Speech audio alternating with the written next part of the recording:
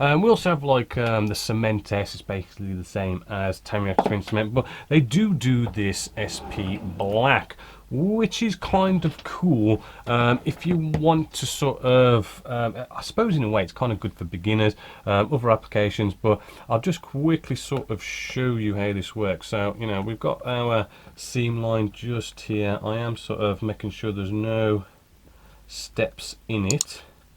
Right, but if we come in with the Cement S Black, it's supposed to kind of help you and guide you at the same time. Right?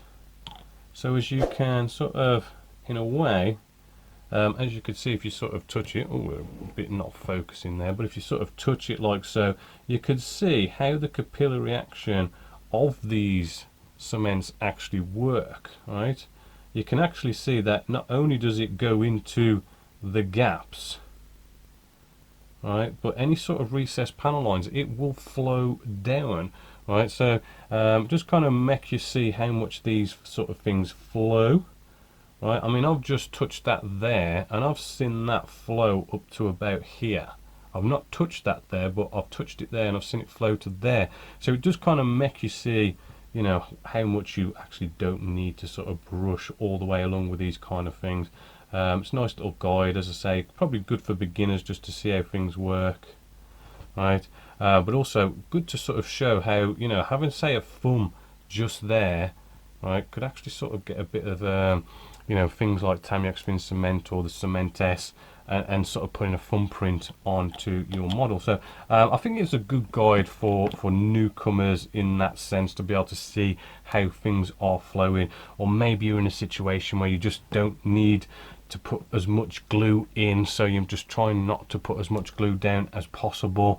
You know, maybe you might want to go down that route. But if we kind of move along with this build, right, we've got inside, whenever you've got like an inside bit, I do find that, you know what, if you can sort of get away with actually, you know, getting a bit of glue on the inside, it really does make it a lot stronger, both inside and outside. Right, so if you've got any situation where you can get away with doing something like this, you know, I do recommend you give it a go.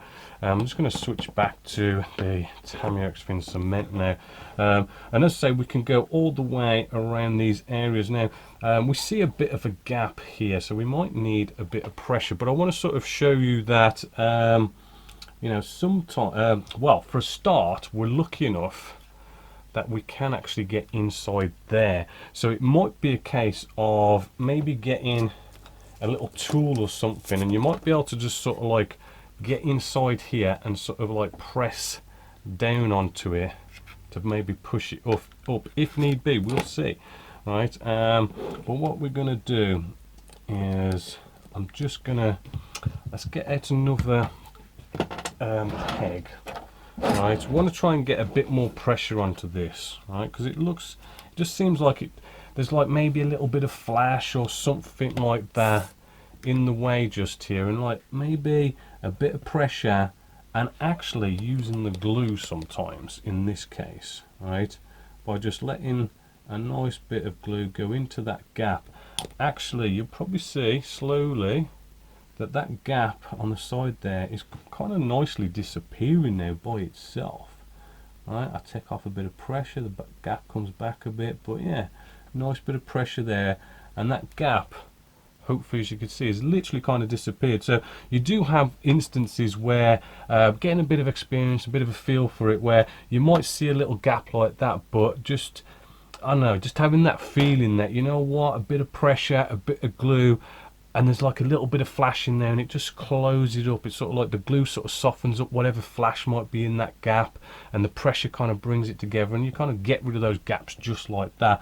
You know, it is normally better to test fit and maybe sand a bit away, but you know, you can sort of get away doing it that way as well. So I'm now going to just go all the way around this, getting this all nicely glued in together, and I'll probably you know, once this is fully dried, a nice bit of time to dry there, I'll probably like press this in, but I want to get all the pieces out for that first and just make sure everything's fitting right. So just keeping it unglued is the best bet for now.